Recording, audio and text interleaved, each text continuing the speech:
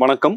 உலகெங்கிலும் உள்ள ஜெயா டிவி அன்பு நேயர்களுக்கு இந்த பிரபஞ்சத்தின் பிள்ளை பிரபாகரின் அன்பு வணக்கங்கள். இன்னைக்கு மாத்தி யோசி நிகழ்ச்சியில நான் கடந்து வந்த பாதைகளையும் சந்திச்ச சவால்களையும் ஒரு சின்ன அனுபவமா உங்களோட பகிர்ந்துக்க ஆசைப்படுறேன்னா,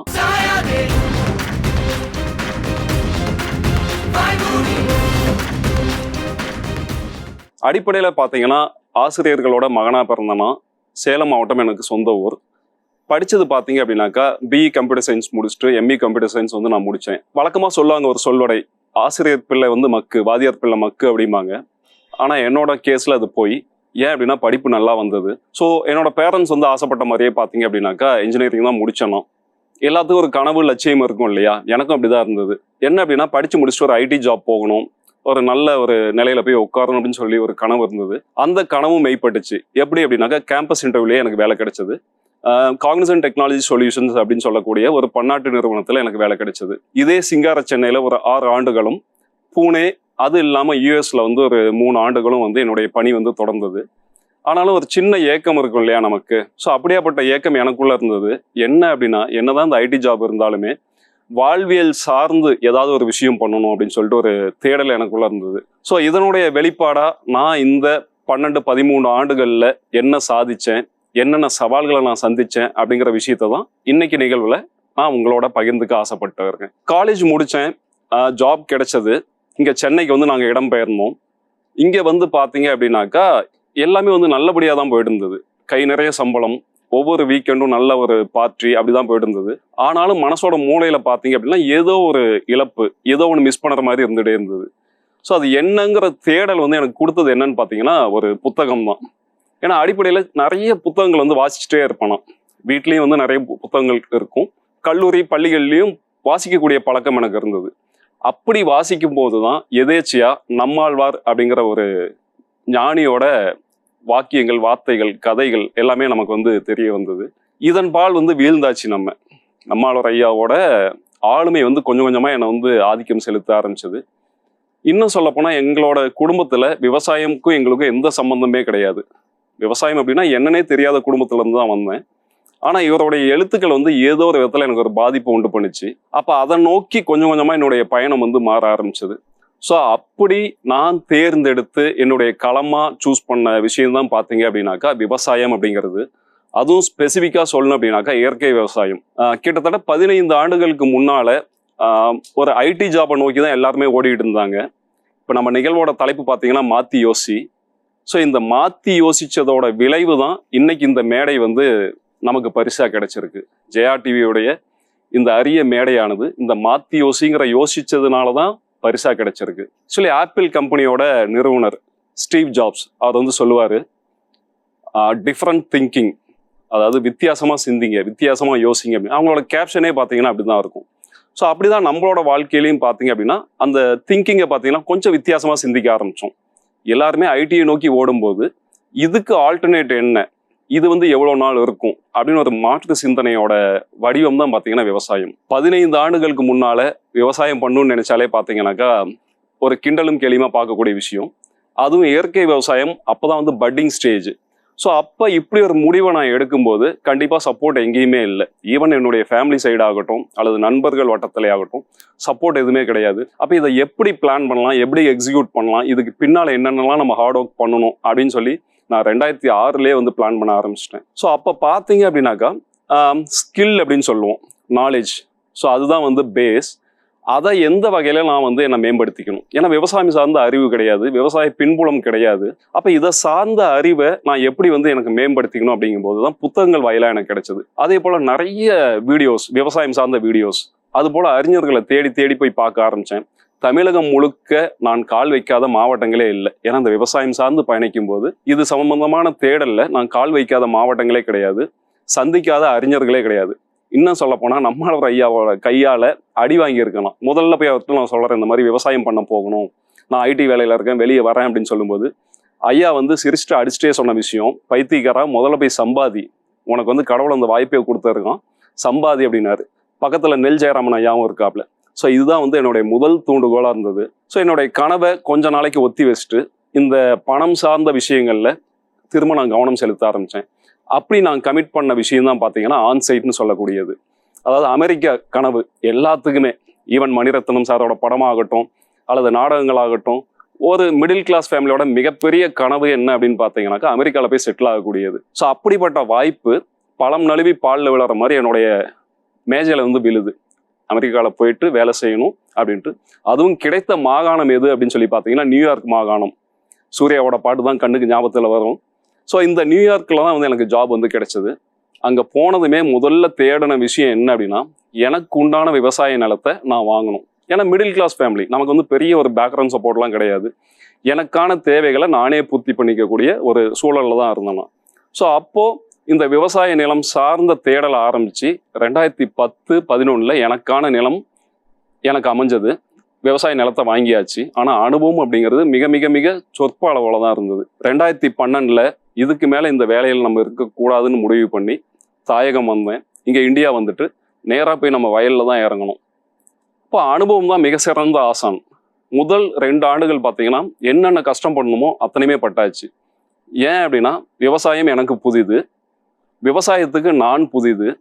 அப்போ அந்த நுட்பங்கள் வந்து கை கூடவே இல்லை. அப்போது இதை எப்படி நான் திறனை மேம்படுத்திக்கலாம்னு சொல்லிட்டு யோசிக்கும் போது தான் தமிழகம் முழுக்க பயணங்கள், முன்னோடி விவசாயிகள் சார்ந்த சந்திப்பு. அப்போது நான் சூஸ் பண்ண ஃபீல்டில் நான் ஃபஸ்ட்டு எக்யூப் ஆகணும், நான் ஸ்கில் ஆகணும் அப்படின்ட்டு அதுக்குண்டான ஆயத்த வேலைகளில் முதல் 2 ஆண்டுகள் எனக்கு கடந்தது. ஸோ இப்படி தான் நான் வந்து விவசாயத்துக்கு வந்தேன். இன்னைக்கு ஒரு 15 ஆண்டுகள் கழித்து நான் வந்த பாதையை திரும்பி பார்க்கும்போது பார்த்தீங்க அப்படின்னாக்கா இழப்புகள் இருக்கலாம், துக்கங்கள் இருக்கலாம், அதே சமயம் வழிகள் இருக்கலாம். ஆனால் அதுக்கு பரிசா எனக்கு கிடைச்சது பார்த்தீங்க அப்படின்னா 15 அவார்டுகள், அதாவது 15 விருதுகள், 2 தடவை கேஷ் அவார்டு. பெஸ்ட் ஃபார்மர் அப்படிங்கிற அவார்டு வந்து தமிழக அரசு கையிலேருந்து கேஷ் அவார்டாக வாங்கியிருக்கேன். Best youth farmer award agriculture யூனிவர்சிட்டியிலேருந்து பெஸ்ட் யூத் ஃபார்மர் அவார்டு வாங்கியிருக்கேன். இதை தவிர்த்து இந்த விவசாயம் தான் பார்த்தீங்க அப்படின்னா எனக்கு வந்து சினிமா அப்படிங்கிற ஒரு வாய்ப்பை கொண்டாந்து கொடுக்குது. ஒரு சாதாரண குடும்பத்திலேருந்து எந்த பின்புலமும் இல்லாத வந்த ஒரு பையன் ஒரு சினிமா வாய்ப்பு வந்து அந்த படமும் 5 இன்டர்நேஷ்னல் அவார்டு அதுக்கு போகுது அப்படின்னா மிகப்பெரிய விஷயம். இது அத்தனையும் எனக்கு சாத்தியமாக்கியது இந்த மாத்தி யோசி அப்படிங்கிற அந்த மாத்தி யோசிச்ச மாற்று சிந்தனை தான். அதுக்கு எனக்கு களமாக நான் தேர்ந்தெடுத்தது விவசாயம். உலகின் முதல் தொழில். ஆனாக்கா இன்னைக்கு மிக மிக மிக புறக்கணிக்கப்பட்டு இருக்க தொழில்னு பார்த்தீங்கன்னாலும் விவசாயம் தான். ஒரு விவசாயியே தன்னுடைய மகனை விவசாயியா ஆக்க ஆசைப்படாத காலத்துல ஒரு அரசாங்க உத்தியோகத்துல இருந்து தன்னுடைய பிள்ளைகளோட படிப்புக்காக தன்னுடைய வாழ்க்கையை அர்ப்பணிச்ச ஒரு குடும்பமானது இந்த விவசாயத்துக்கு சப்போர்ட் பண்ணுமான்னு கேட்டிங்கன்னா கண்டிப்பா முடியாது. ஸோ இதே சிக்கல் நம்மளோட குடும்பத்திலே இருந்தது. ஏன் அப்படின்னா என்னுடைய கசின்ஸ் ஆகட்டும், என்னுடைய சிஸ்டர்ஸ் ஆகட்டும், எல்லாருமே பார்த்தீங்கன்னா அப்ராட்ல செட்டில்டு, எல்லாருமே ஃபாரின்ல செட்டில்டு, டாக்டர்ஸு, பிசியோதெரபிஸ்ட்டு, ஆடிட்டர்ஸு, இப்படி இது போல் என்ஜினியர்ஸ் அது போல். அப்போ முதல்ல நான் போய் எங்கள் வீட்டில் நான் என்னுடைய முடிவை சொல்கிறேன் விவசாயம் பண்ணணும் அப்படிங்கும்போது, அப்போ ஆப்வியஸாக என்ன சொல்லுவாங்க, கண்டிப்பாக ஏற்பு தான் இருக்கும்.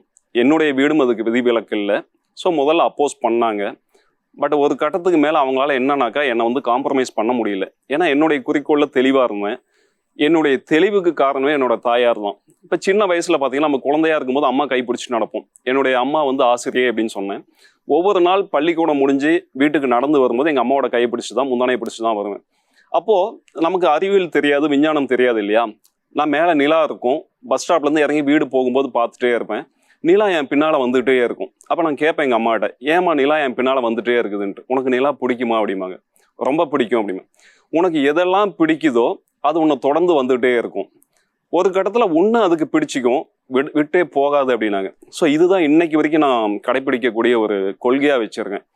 நிலாவுக்கு என்ன பிடிச்சது, எனக்கு நிலாவை பிடிச்சது. ஸோ இன்னைக்கு வரைக்கும் என்னுடைய பயணத்தில் நிலா வந்து தொடர்ந்து வந்துட்டே இருக்கு. அதே போல தான் விவசாயமும். எனக்கு விவசாயம் பிடிச்சது. எனக்கு ரொம்ப பிடிச்சதுனால விவசாயத்துக்கு என்ன பிடிச்சு போயிடுச்சு. திருவாசகத்தில் சொல்லுவாங்க, பிடித்த 10 அப்படின்னு சொல்லிட்டு, சிக்கனை பிடித்தேன் அப்படின்னு சொல்லிட்டு. அப்படி வந்து விவசாயத்தை நான் சிக்கனு பிடிச்சிட்டேன். அதுக்கு முதல் பிள்ளையார் சொல்லி போடுறது பார்த்தீங்க அப்படின்னா நம்மாழ்வார் ஐயா தான்.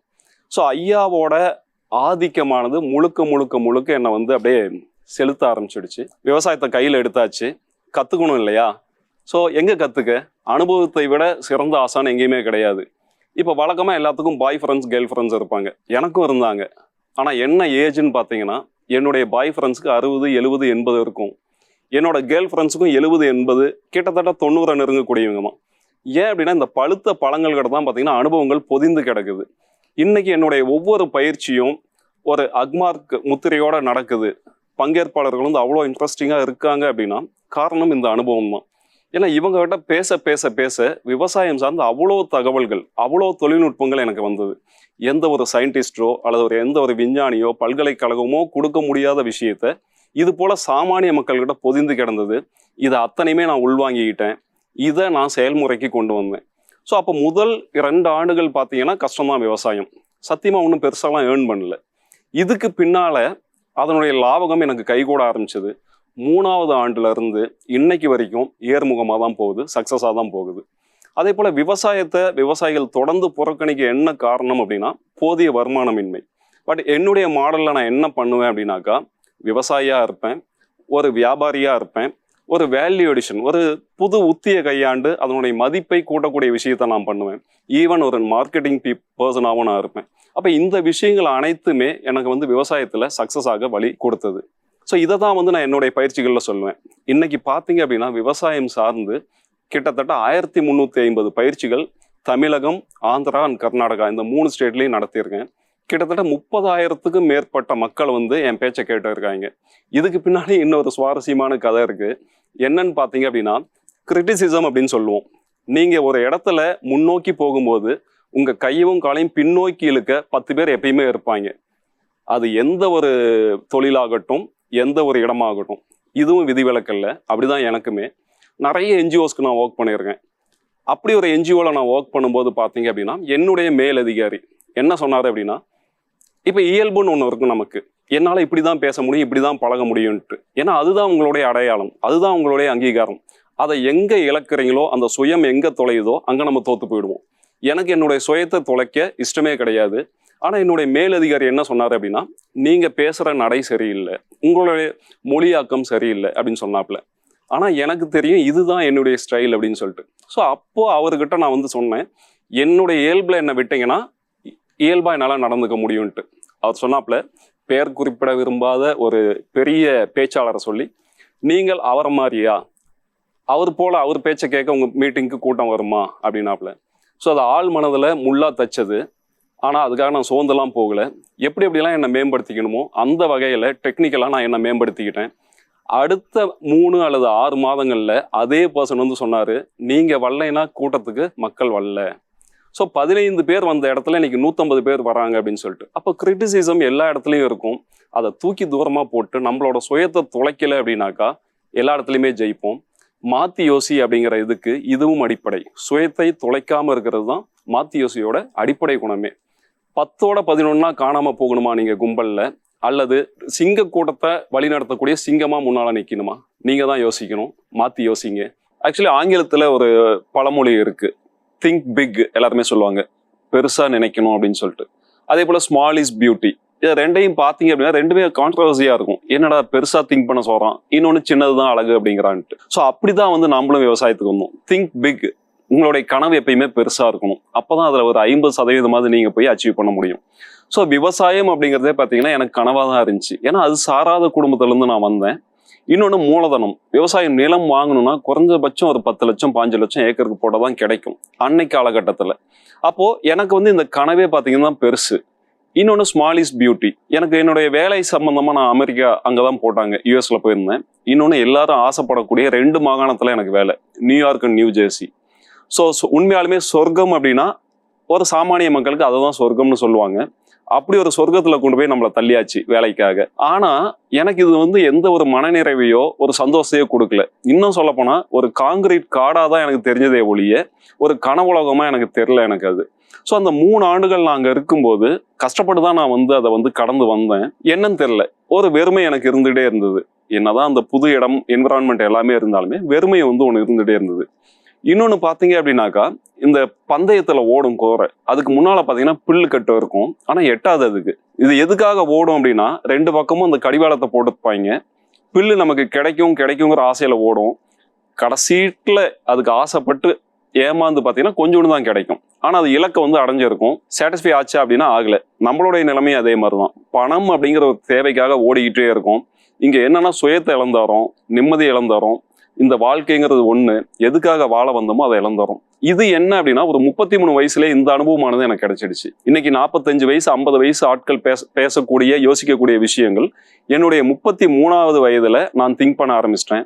அப்ப இந்த ஒரு வெறுமையை கம்ப்ளீட் பண்ணணும் அப்படின்னாக்கா எங்க போகணும் அப்படின்னா ஒரு வாழ்வியலை நோக்கி போகணும். அப்படி நான் தேர்ந்தெடுத்து வந்ததுதான் இந்த விவசாயம் அப்படிங்கிற வாழ்வியல். அப்ப இந்த விவசாயத்தை அனுபவம் இல்லாம பண்ண முடியாதுன்னு சொன்னோம். அனுபவங்கள் நான் நேற்று எபிசோட்ல சொன்ன மாதிரியே என்ன அப்படின்னா என்னுடைய பாய் ஃப்ரெண்ட்ஸ் கேர்ள் ஃப்ரெண்ட்ஸ் 80-70 வயதுடைய இந்த மூத்த குடிமக்கள் இருந்து எனக்கு கிடைச்சது. அப்ப இந்த அனுபவங்களை இந்த பாடங்களை ப்ராக்டிக்கலா அப்ளை பண்ணும்போது ஃபெயிலியர்ஸ் அப்படிங்கிறது கம்மி. அனுபவங்களை நீங்க அப்படியே அப்ளை பண்ணீங்கன்னா ஃபெயிலியர்ஸ் கம்மி. இன்னைக்கு பெரும்பாலான விவசாயிகள் தோத்து போகக்கூடிய விஷயமே இங்கதான். ஏன் அப்படின்னா இந்த அனுபவம் அப்படிங்கிறது ஒரு சந்ததியிலேருந்து ஒரு தலைமுறையிலேருந்து இன்னொரு தலைமுறைக்கு கடத்தணும். அங்கே கேப் இருக்கு. பட் இந்த கேப் வந்து நான் சரியாக யூட்டிலைஸ் பண்ணிக்கிட்டேன். எங்கேருந்து எடுக்கணுமோ அங்கே நான் எடுத்துட்டேன். எனக்கு விவசாயம் மட்டும் கிடையாது, என்னுடைய பன்முகத்தன்மை அப்படின்னு சொல்லி பார்த்தீங்கன்னா அடிப்படையில் ஒரு சாஃப்ட்வேர் என்ஜினியர். ஸோ அந்த சாஃப்ட்வேர் ஓரியன்ட் எல்லாமே நமக்கு நல்லா தெரியும். ரெண்டாவது விவசாயத்தை கையில் எடுத்தோம். ஏனோ தானான்னு எடுக்காம அதுல இருந்து A to Z எல்லாமே கரைச்சு குடிச்சு அப்படிதான் பண்ணனது. ஏன்னா முழுக்க ஆராய்ச்சி இது போலதான். ஸோ இதுக்கு அடுத்த லெவல் என்ன அப்படின்னா வேல்யூ அடிஷன், மதிப்பு கூட்டல் அப்படிங்கிறது. என்னுடைய விளை பொருட்களை நானே மதிப்பு கூட்டிப்பேன். நல்லா சமைக்க தெரியும். அப்போ இன்னைக்கு வந்து மார்க்கெட்ல என்ன ரெடி டு ஈட் அல்லது ரெடி டு குக் அப்படின்னு சொல்லுவோம். சோம்பேறிகள் அதிகமா இருக்கக்கூடிய உலகத்துல நமக்கு வாய்ப்புகள் அதிகமா இருக்கும். அப்ப இந்த வாய்ப்புகளை நான் பயன்படுத்திக்க ஆரம்பிச்சேன். Ready to eat, ready to cook அப்படிங்கிற கான்செப்டை விட்டுட்டு ரெடி டு ஈட், பாரம்பரிய அரிசி, சிறுதானியங்கள், பயிர் வகைகள், மூலிகை கீரைகள், இதை வச்சு பார்த்தீங்கன்னா நிறைய கிட்டத்தட்ட 250 ப்ராடக்ட் வந்து நான் பண்ணி மார்க்கெட் பண்ணிக்கிட்டு இருந்தேன். நம்மளுடைய தமிழ்நாடு அரசாங்கமாகட்டும் அல்லது மத்திய அரசாங்கத்தோட கேவிகே ஆகட்டும் அவ்வளோ சப்போர்ட் பண்ணாங்க. நேச்சுரல் கிரீனஸ் அப்படிங்கிற பிராண்ட்ல என்னுடைய பொருட்களை 2019 வரைக்கும் சந்தைப்படுத்திக்கிட்டு இருந்தேன். மார்க்கெட்டிங் தான் மிகப்பெரிய சவாலா இருக்கும். ஒரு விவசாயத்தை தேர்ந்தெடுத்தா அது வந்து பிசிக்கலா பார்த்தீங்கன்னா ஹார்டு. ஏன்னா உடல் சார்ந்த உழைப்பு, அதுக்கே 75% உழைப்பு வந்து போயிடுது. மீதி இருக்க டயத்துல ஃபேமிலி தான் பார்க்க முடியும். ஆனா ஒரு விவசாயிக்கு மார்க்கெட்டிங் அப்படிங்கிறது மிகப்பெரிய சவாலான விஷயம். எனக்கு அது ஈஸியா வந்தது. ஏன் அப்படின்னா என்னை சார்ந்து எனக்கு யாரெல்லாம் தெரியுமோ அவங்களாம் என்னுடைய முதல் கஸ்டமர்ஸ். அவங்களுடைய வார்த்தைகளை நம்பி அடுத்து வராங்க இல்லையா, இவங்க என்னுடைய அடுத்த கஸ்டமர்ஸ். இப்படி எந்த ஒரு அட்வர்டைஸ்மெண்ட்டும் இல்லாம என்னுடைய பொருட்கள் வந்து சந்தைப்படுத்தணும்னா ஸோ மாதம் 60,000-70,000 ரூபா வந்து எனக்கு அப்போ வந்து சம்பாதிச்சுட்டு இருந்தேன் இந்த ஒரு மதிப்பு கூட்டலையே. அப்போ விவசாயம் அப்படிங்கிறது எனக்கு வந்து லாபகரமாக தான் போச்சு. 2019 நம்மளுடைய வாழ்க்கையிலும் ஒரு சுனாமி வந்து ஒன்று அடிச்சது. எப்படி அப்படின்னா உலகிலே மிகப்பெரிய கொடிய நோய் எதுனா பசின்னு சொல்லுவோம். ஆனால் பசியை விட கொடிய நோய் எது அப்படின்னா கேன்சர். இன்னைக்கு சாமானிய மக்கள்ல இருந்து பெருந்தலைகள் வரைக்கும் சஃபர் ஆகக்கூடிய விஷயம் எது அப்படின்னா கேன்சர் தான். என்னுடைய குடும்பமும் அதுக்கு விதிவிலக்கு இல்லை. இப்போ நமக்கு எல்லாத்துக்குமே யாரை ரொம்ப பிடிக்கும் அப்படின்னா அம்மான்னு சொல்லுவோம். எங்களுக்கும் அம்மா தான் ரொம்ப பிடிக்கும். இப்போ நீங்கள் என்ன வேண்டுவீங்க? கடவுள்கிட்ட போய் உங்களை வேண்டுங்க, அம்மாவை முன்னிலைப்படுத்தி ஏதாவது வேண்டுங்கன்னா என்ன வேண்டுவோம்? அம்மாவுக்கு நீண்ட ஆயுளும் ஆரோக்கியமும் கிடைக்கணும்னு வேண்டுவோம். ஆனால் எங்கள் குடும்பத்தில் நாங்கள் என்ன வேண்டணும் அப்படின்னம்னாக்கா என்னுடைய அம்மா சீக்கிரம் இறந்துடணும், அவங்களுடைய உயிரை இந்த கடவுள் சீக்கிரமா எடுத்துக்கணும். எங்களுடைய வேண்டுதல் இப்படியாகப்பட்டது தான் இருந்துச்சு. அப்படி என்ன இஷ்யூ அப்படின்னாக்கா கேன்சர் வந்தாக்கா ஒரு 10 ஆண்டுகள் 15 ஆண்டுகள் நம்ம சர்வைவ் ஆகும்னு நினைச்சிட்டு இருக்கோம். பொய்யது. இன்னைக்கு வரக்கூடிய கேன்சர்ஸ் எல்லாமே ரொம்ப அக்ரெசிவா இருக்கு. ஸோ என்னுடைய தாய்க்கு வந்தது பார்த்தீங்கன்னா யூரினரி பிளாடர்ல கேன்சர். 3 மாதங்கள் கூட அவங்க உயிரோட இல்லை. அப்போ இந்த நிரந்தரம் இல்லாத வாழ்க்கையில இப்படிப்பட்ட கொடிய நோயினால போகணுமா அப்படின்னு ஒரு பெரிய ஒரு கேள்வி எனக்கு வந்தது. இன்னொன்று, அதாவது இழப்பின் வலி யாருக்கு தெரியும் அப்படின்னா இழந்தவனுக்கு தான் இழப்பினோட வலி தெரியும். இப்போ அந்த வலியை அனுபவிச்சவன் நான் அப்படிங்கிற முறையில நான் சொல்றேன். அவ்வளவு பிளட் வந்து கிளீன் பண்ணுவோம். ஸோ ஒரு தாயை ஒரு மகன் எப்படி பார்க்கக்கூடாதோ அந்த நிலையில நாங்கள் பார்த்தோம்.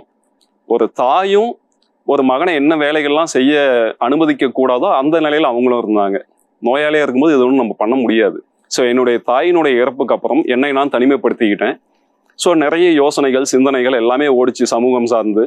இந்த 8 மாத காலங்களில் எனக்கு தோணின விஷயம் என்ன அப்படின்னா இந்த சமூகத்தில் அல்லது எனக்கு தெரிஞ்ச அல்லது என்னை தெரிந்த எந்த ஒரு குடும்பத்திலையும் இது போல விஷயங்கள் நடக்கக்கூடாது அப்படின்னு சொல்லி முடிவெடுத்தேன். அதுக்கு என்ன ஒரே வழினா அவேர்னஸ் தான், விழிப்புணர்வு. எப்படி கொடுக்கலாம் அப்படிங்கும்போது அதுக்கு நான் தேர்ந்தெடுத்த பிளாட்ஃபார்ம் தான் ட்ரைனிங்ஸ், அதாவது பயிற்சிகள். எது சார்ந்த பயிற்சிகள் அப்படின்னா உணவு சார்ந்த விழிப்புணர்வு, இயற்கை விவசாயம் சார்ந்த விழிப்புணர்வு, இந்த என்விரான்மெண்ட் சார்ந்த விழிப்புணர்வு, இப்படி நான் ஃப்ரேம் பண்ணி எடுத்தது கிட்டத்தட்ட 55 தலைப்புகள். இதை பொது வெளியில கொண்டு போய் சேர்க்கணும்னு யோசிச்சேன். அப்ப முதல் டார்கெட் நம்மளோட இது யாரு அப்படின்னா ஃபார்மர்ஸ் தான். ஏன்னா அவங்க தான் ப்ரொடியூசர்ஸ். அப்ப இந்த விவசாயிகளுக்கு முதல்ல இந்த விழிப்புணர்வு போய் சேரணும். உற்பத்தி பண்ணக்கூடியவருக்கு இந்த அறிவு போய் சேர்ந்தாதான் இந்த சமூகத்துக்கு ஒரு நல்ல உணவு கிடைக்கும் அப்படின்னு சொல்லிட்டு விவசாயிகளை போய் சந்திச்சு வகுப்புல எடுக்க ஆரம்பிச்சோம். ஒரு தனிநபர் எவ்வளவு பண்ண முடியும்? ரொம்ப லிமிட் தான், ஒரு ஹேண்ட்ஃபுல் தான் கவுண்ட் தான் பண்ண முடியும். அப்போ ஒரு இது சார்ந்து இயங்கக்கூடிய பிற நிறுவனங்கள் அல்லது என்ஜிஓஸ் இவங்களோட போனா மட்டும்தான் பயணிக்க முடியும் அப்படின்னு ஒரு சூழல். அப்போ எடுத்ததுதான் பாத்தீங்கன்னா நிறைய என்ஜிஓஸ்க்கு இது போல பயிற்சிகள் எடுத்தோம். கிட்டத்தட்ட 1350 பயிற்சிகள் இந்த 4 ஆண்டுகள்ல நிறைவு பண்ணியிருக்கோம். 30,000+ ஃபார்மர்ஸ் ரீச் பண்ணியிருக்கோம். முதல் 3 ஆண்டுகள் இப்படி போனது. 4வது ஆண்டு நான் யோசிச்சேன், வெறுமனே ஃபார்மர்ஸ்க்கு மட்டும் சொல்லிக்கிட்டு இருந்தோம்னா இன்னைக்கு 50-70 வயசு இருக்கக்கூடிய ஃபார்மர்ஸ் தான் ஃபீல்ட்ல இருக்காங்க. இதுக்கு அடுத்து இந்த ஃபார்மிங்கை யார் கையில கொண்டு போறா? ஸோ எனக்கு தோண இந்த கேள்வியை உங்க முன்னால நான் வைக்கிறேன். இன்னைக்கு இருக்க விவசாயிகள் எல்லாம் வெளியே போயிட்டா நாளைக்கு நமக்கோ நம்மளுடைய பிள்ளைகளுக்கோ இந்த உணவை உற்பத்தி பண்ணக்கூடிய தொழிலை யார் எடுத்து நடத்த போறா? ஸோ இந்த 70-75 வயதுடைய விவசாயிகளாகட்டும் அல்லது 50 வயது உடைய விவசாயிகளாகட்டும் இன்னைக்கு களத்துல இருக்காங்க. இவங்களுக்கு அப்புறம் இந்த தொழிலை யார் எடுக்க போறான்னா கண்டிப்பா விவசாயியோட பிள்ளைகள் விவசாயியாக ஆசைப்பட மாட்டாங்க. அதே போல ஒரு அரசு ஊழியரோட பிள்ளைகளும் இந்த தொழிலை எடுக்க ஆசைப்பட மாட்டாங்க. அப்ப உணவு எங்கிருந்து கிடைக்கும்? அதுவும் நஞ்சில்லாத உணவு எங்கிருந்து கிடைக்கும்? இதே கேள்வி என் மண்டையை போட்டு தொலைச்சது. ஸோ அப்போ இந்த வருங்கால இளைய சமுதாயத்துக்கு இது பத்தின விழிப்புணர்வு அவேர்னஸ் இல்லாம எதுவுமே சாத்தியம் கிடையாது. அப்ப இந்த விழிப்புணர்வை கொடுக்கணும் அப்படின்னா இனிமேல் நம்ம விவசாயிகளுக்கு பயிற்சிகள் கொடுக்கறதோட நிப்பாட்டாம வருங்கால இளைய சந்ததிக்கு இதை பத்தின ஒரு விழிப்புணர்வு கொடுத்தா தான் இது சார்ந்த தொழில் வாய்ப்பு இருக்கு, இதுல அவங்க இயங்க முடியும்னு ஒரு நம்பிக்கை பிறக்கும். ஸோ அப்படி நான் தேர்ந்தெடுத்தது தான் இப்போ இந்த காலேஜ் படிக்கிறாங்க இல்லையா, 2nd இயர் 3rd இயர், அவங்க பெண்களாகட்டும் ஆண்களாகட்டும், இந்த பிள்ளைகளுக்கு உணவு சார்ந்த விழிப்புணர்வும் விவசாயம் சார்ந்த விழிப்புணர்வும் கொடுக்கலாம்னு சொல்லிட்டு எடுத்தது தான் பார்த்தீங்கன்னா இப்போ போகக்கூடிய பயிற்சிகள். இன்னைக்கு தமிழகம் முழுக்க அவ்வளவு கல்லூரிகளில் இந்த விவசாயம் சார்ந்த பயிற்சிகள் நம்ம கொடுத்துட்டு இருக்கோம். வெறுமனே பயிற்சி மட்டும் கொடுக்காம இதுல சார்ந்து என்னென்ன ஒரு ஸ்டார்ட் அப், ஒரு என்டர்பிரனர்ஷிப் இதுல என்னென்ன இருக்குது, ஒரு வேல்யூ அடிஷன் என்னென்ன இருக்கு, இது சார்ந்த தொழில்நுட்பங்களும் பயிற்சிகளும் கொடுத்துட்டு இருக்கோம். இந்த மாத்தி யோசிச்சதின் விளைவு என்னன்னு பார்த்தீங்கன்னா இந்த கடந்த 2 ஆண்டுகள்ல இப்போ நான் பயிற்சி கொடுத்த கைட் பண்ண பசங்க ஸ்டார்ட் அப் இதுல 5 லட்ச ரூபா பரிசை வின் பண்ணியிருக்காங்க. ஒரு தனியார் கல்லூரி மாணவ மாணவிகள், ஃபுட் அண்ட் நியூட்ரிஷன் டெக்னாலஜி படிக்கக்கூடிய மாணவிகள் 5 லட்ச ரூபா பரிசு வின் பண்ணியிருக்காங்க. அதே போல அரசு நடத்தக்கூடிய அந்த ஹேக்கத்தான் அப்படிங்கக்கூடிய ஃபுட் ஹேக்கத்தான்ங்கிற காம்படிஷன்ல வின் பண்ணி நிறைய அவார்ட்ஸ் வாங்கியிருக்காங்க. இதனால என்னன்னா இப்ப என்னோட கிரீடத்துல இன்னொரு மயிலிறகு சேர்ந்த மாதிரி best trainer of the year award எனக்கு கிடைச்சிருக்கு இந்த வருஷம். அப்ப இந்த விவசாயம் சார்ந்து எனக்கு பிடிச்ச விஷயத்த நான் பண்ணும்போது, மாத்தி யோசிச்சு ஒரு விஷயத்த நம்ம பண்ணும்போது அது என்னதுன்னா நம்மளுடைய எண்ணங்களை வாழ்க்கையாக்குது. அப்போ அந்த எண்ணம் திங்க் பிக் ஆகட்டும் அல்லது ஸ்மால் இஸ் பியூட்டி ஆகட்டும் நம்மளை ஏதோ ஒரு கடத்துல போய் நிப்பாட்டுது அப்படிங்கிறது தான் இதனுடைய சாராம்சம். இப்போ இந்த உணவு சார்ந்த பயிற்சிகள் நம்ம கொடுத்தோம், வேல்யூ அடிஷன் கொடுத்தோம். இது மட்டும் போதுமா அப்படின்னா கிடையாது. ஏன் அப்படின்னாக்கா இன்னைக்கு இன்டர்ன்ஷிப் அப்படிங்கிறது ஒரு பெரிய விஷயமா இருக்குது. அப்போ இந்த பிள்ளைகளை ஒரு சரியான இடத்துல கொண்டு போய் உட்கார வைக்கணும். அப்படிங்கும்போது இந்த தொழில் வாய்ப்பு தேடி வரக்கூடிய அல்லது ஒரு வேலை வாய்ப்பு தேடி வரக்கூடிய பிள்ளைகளையும் அது சார்ந்து எங்க வாய்ப்புகள் இருக்கோ அங்க மேப் பண்ணக்கூடிய வேலையும் இப்ப ஈஸியா நடக்குது. அப்போ அடுத்த சந்ததிக்கும் ஒரு பாதையை நம்மளால முடிஞ்ச அளவு காட்டியாச்சு. ஒரு தனி நபரா இருந்து இந்த சின்ன சின்ன விஷயங்கள் தான் என்னால பண்ண முடியும். இதே நம்ம ஒவ்வொரு வீட்டுல இதை பார்க்கக்கூடிய ஒவ்வொரு நேயரும் முயற்சி எடுத்தாங்க அப்படின்னா இயற்கை விவசாயமாகட்டும் அல்லது அது சார்ந்த விழிப்புணர்வாகட்டும் இன்னும் பெரிய அளவுல போய் சேர்ந்துடும். ஸோ இதை தான் இந்த நிகழ்வின் வாயிலா நான் உங்ககிட்ட கேட்க ஆசைப்படுறேன். அப்ப இழப்பின் வழி இழந்தவனுக்கு மட்டும் தெரிய வேணாம், இதை பார்க்கக்கூடியவங்களுக்கும் வேணும். இன்னொரு இழப்பு நம்ம குடும்பத்துல நிகழாம இருக்கணும் அப்படின்னா உணவு சார்ந்த விழிப்புணர்வும் இயற்கை விவசாயம் சார்ந்த விழிப்புணர்வும் கண்டிப்பா அவசியமாகுது. உங்களுக்கு ஒண்ணு பிடிச்சிடுச்சு அப்படின்னா அது உங்களை கெட்டியா பிடிச்சிக்கும் அப்படின்னு சொன்னோம். ஏன்னா எண்ணம் தான் வாழ்க்கை, எண்ணம் போல் வாழ்க்கை. நம்மளுடைய இலக்கணங்களாகட்டும் இலக்கியங்களாகட்டும் முன்னோர்களாகட்டும் நமக்கு சொல்லி வச்சுட்டு போனது எல்லாமே எண்ணம் போல் வாழ்க்கை, மனம் போல் மாங்கல்யம்னு சொல்லுவாங்க. அப்போ நீ என்ன நினைக்கிறியோ அதுவாகவே நீ ஆவாய், அதுதான் உண்மை. இந்த மாத்தி யோசி நிகழ்ச்சியோட சாராம்சமே அதுதான். நீங்க முதல்ல யோசிங்க, அது எப்படி யோசிக்கணும் அப்படின்னாக்கா, இந்த சமூகம் சார்ந்த விஷயமா இருக்கணும், உங்களுடைய தனிப்பட்ட வாழ்வை மேம்படுத்தக்கூடிய விஷயமா இருக்கணும். இப்படி நம்ம மாற்றி யோசித்து சிந்திக்கும் போது நம்மளுடைய நிலைமை மட்டும் மேலே இல்லாமல் நம்மளை சார்ந்த இந்த சமூகத்தோட நிலையும் பார்த்தீங்கன்னா ஒரு ஸ்டெப்பு மேலே ஆகுது. இப்போ நமக்கு முன்னால் இருந்த முன்னோர்கள்லாம் காமிச்ச வழி இதுதான். இப்போ நான் முதல்ல விவசாயத்துக்கு வரும்போது எனக்கு கிடைத்த பட்டம் என்ன அப்படின்னாக்கா பைத்தியக்காரன் தான். மாதம் 5 லட்சம் ரூபாய் எனக்கு சம்பளம். நியூயார்க்கில் நான் வேலையில் இருக்கும்போது என்னுடைய மாத சம்பளம் 5 லட்சம் ரூபாய். அதே இந்த சென்னை மாநகரத்தில் நான் வேலையில் இருக்கும்போது என்னுடைய கடைசியாக நான் வாங்கின சம்பளம் எவ்வளோன்னு பார்த்தீங்கன்னா கிட்டத்தட்ட 78,000 ரூபாய். இதை விட்டுட்டு விவசாயத்துக்கு நான் வந்தப்போ எனக்கு கிடைத்த முதல் பட்டமும் அங்கீகாரமும் என்ன அப்படின்னா பைத்தியக்காரன் அப்படிங்கக்கூடிய பட்டம். அதையும் மனமும் வந்து சந்தோஷமாக தான் ஏற்றுக்கிட்டேன். ஏன்னா கிரிட்டிசிசம் அப்படிங்கிறது நம்ம டெய்லி கடந்து போகக்கூடிய ஒரு விஷயம். அதை தூக்கி தலையில வச்சுக்கவோ மனசுல வச்சுக்கவோ கூடாது. ஆஃப்டர் திஸ் கிரிட்டிசிசம் என்ன ஆச்சு அப்படின்னா இன்னைக்கு எனக்கிட்ட 18 அவார்டு இருக்கு, இன்க்ளூடிங் அந்த பைத்தியக்காரன்கிற அவார்டோட சேர்த்து 18 அவார்டு இருக்கு. நிறைய என்ஜிஓஸ்ல சீஃப் கெஸ்டா கூப்பிடுறாங்க, நிறைய கல்லூரிகளில் கூப்பிடுறாங்க. ஒரு பட வாய்ப்பு இந்த விவசாயம் தான் கொடுத்தது. அப்ப என்ன பண்ணலாம், இன்னும் இருந்து நம்ம மாத்தி யோசிக்கலாம். இன்னைக்கு நம்ம பிள்ளைகளை படிக்க வைக்கிறதாகட்டும் அல்லது யாரையாவது கைட் பண்ணதாகட்டும் என்ன சொல்லுவோம்னா, நீ என்ன படிக்கிறியோ அதே துறையில போகணும் அப்படின்னு சொல்லுவோம். ஆனா அது அவசியம் இல்லை அப்படின்னு நான் நினைக்கிறேன். என்னோட பர்சனல் அது. ஏன் அப்படின்னா நீங்க படிக்கக்கூடிய படிப்பு அப்படிங்கிறது ஒரு விண்டோ தான், ஒரு சின்ன சாளரம். அது வழியா நீங்க என்ன பண்ணலாம்னா உலகத்தை பார்க்கலாம். ஆனா அதுவே உலகம் கிடையாது அப்படிங்கிறது என்னுடைய தாழ்மையான கருத்து. அப்ப இந்த உலகத்தை எப்படி நம்ம அணுகலாம் அப்படின்னா அனுபவம் தான். ஒவ்வொரு அனுபவமும் ஒவ்வொரு ஆசான் அப்படின்னு சொல்லுவோம்.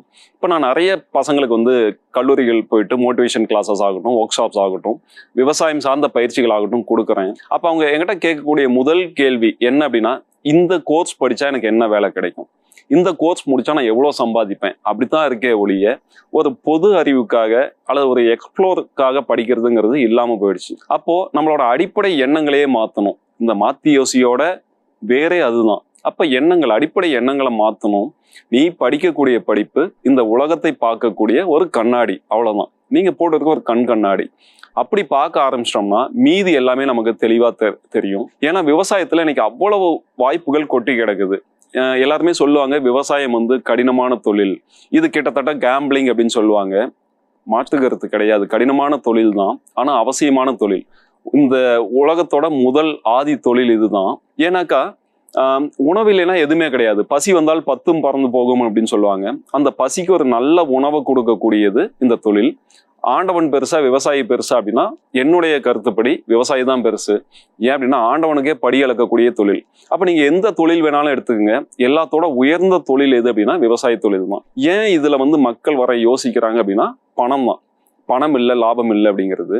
இப்போ ஒரு என்டர்பிரனரா ஒரு ட்ரைனரா இருந்து நான் என்னென்ன பண்ணிக்கிட்டு இருக்கேன் அப்படின்னாக்கா, மதிப்பு கூட்டல்னு உங்கள்கிட்ட சொன்னேன்னா நம்ம விவசாயம் பண்ணக்கூடிய விளைவிக்கக்கூடிய பொருட்களை நாமளே மதிப்பு கூட்டி சந்தைப்படுத்துதல். இப்போ என்னுடைய தோட்டத்தில் பார்த்தீங்கன்னா மஞ்சள் போடுவேன், நான் காய்கறிகள் போடுவேன், அரிசி போடுவேன், எண்ணெய் வித்துகள் போடுவேன்.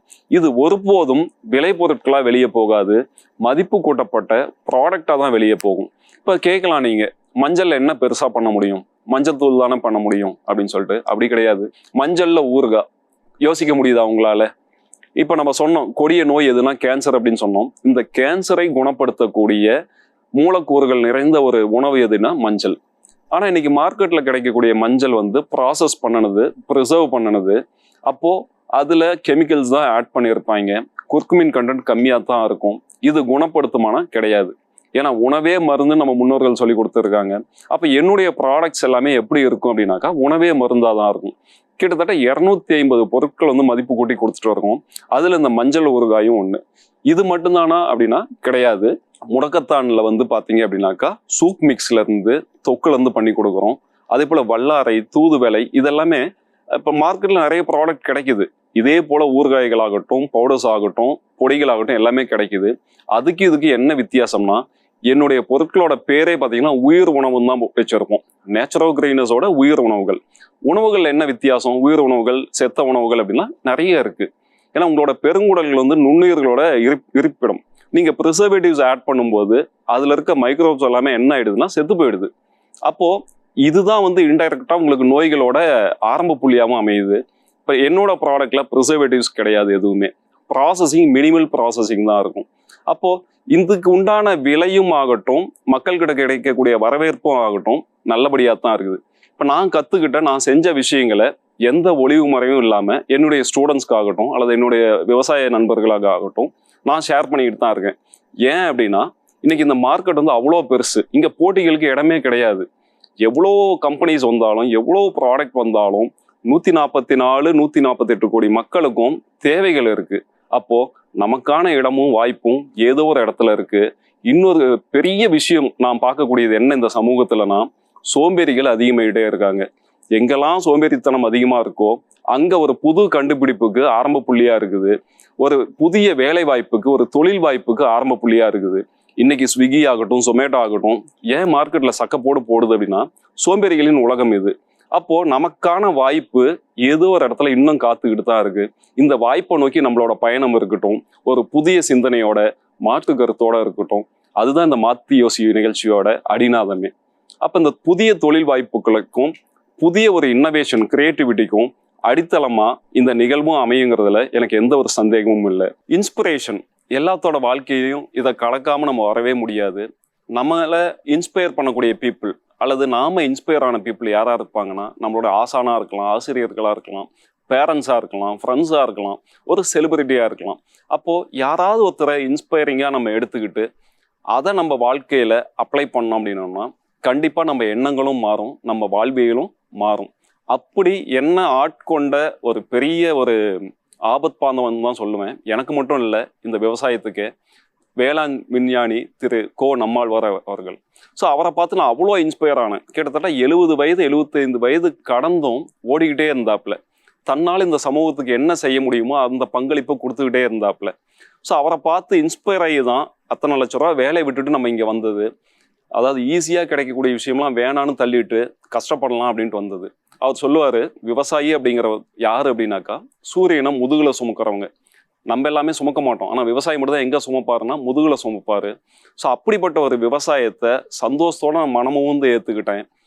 இது என்ன எந்த விதத்துலையும் கைவிடல. ஏன் அப்படின்னா எனக்கு பிடிச்சது, அதுக்கு நான் பிடிச்சேன்.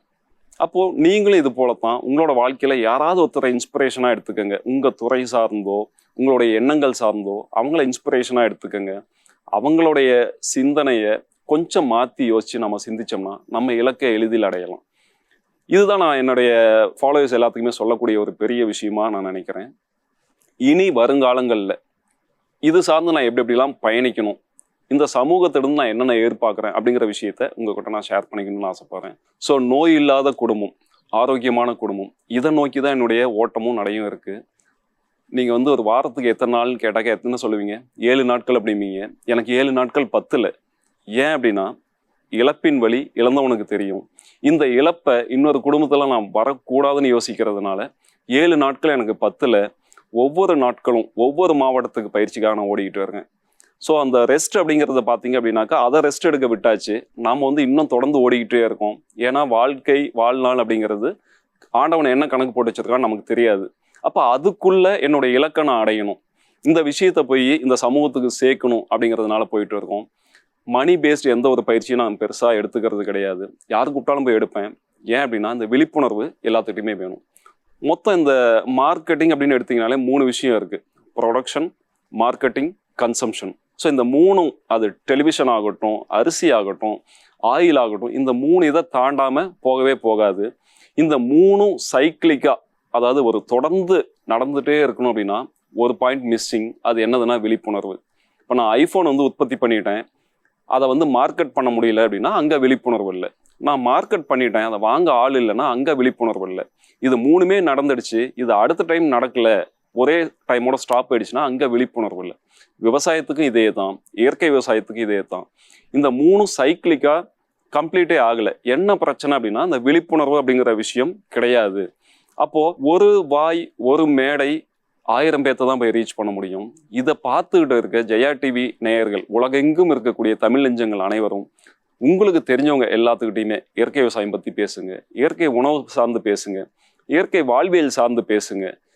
இதை பற்றி பேசினாலே போதும், உலகம் முழுக்க தமிழன் வந்து இதை கொண்டு போய் சேர்க்க முடியும்.